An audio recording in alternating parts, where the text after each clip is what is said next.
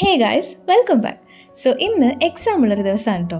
Exam ഉച്ചയ്ക്കായതുകൊണ്ട് തന്നെ അത്ര നേരത്തെ ഒന്നും എണ്ണിക്കേണ്ടി വന്നില്ല. പക്ഷേ പഠിച്ചു തീരാൻ ഇനി ബാക്കിയുണ്ട് കേട്ടോ.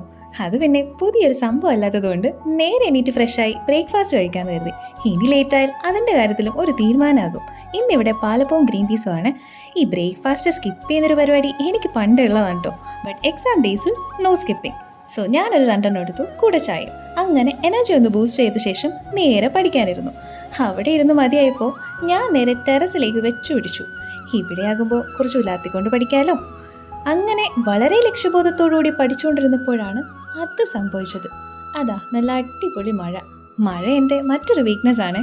മഴ കണ്ടാൽ എനിക്കൊരു പ്രത്യേക രോഗമുണ്ട്. ഒന്നും ചെയ്യാതെ ഇങ്ങനെ നോക്കി നിൽക്കും. എന്ത് രസമാണല്ലോ ഇങ്ങനെ നോക്കി നിൽക്കാൻ.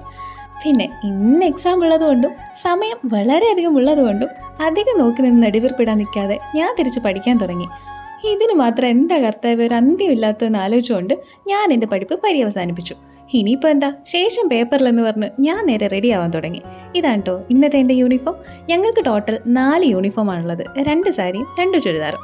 എക്സാം ആയതുകൊണ്ട് കൂടുതൽ അലങ്കാരങ്ങളില്ലാതെ പെട്ടെന്ന് അങ്ങ് റെഡിയായി. പിന്നെ ഇന്ന് വാച്ച് മസ്റ്റ്. സമയം നോക്കി എഴുതണമല്ലോ. എപ്പോഴാണ് ഇത് കഴിഞ്ഞിറങ്ങാൻ പറ്റുകയെന്നും അറിയണം.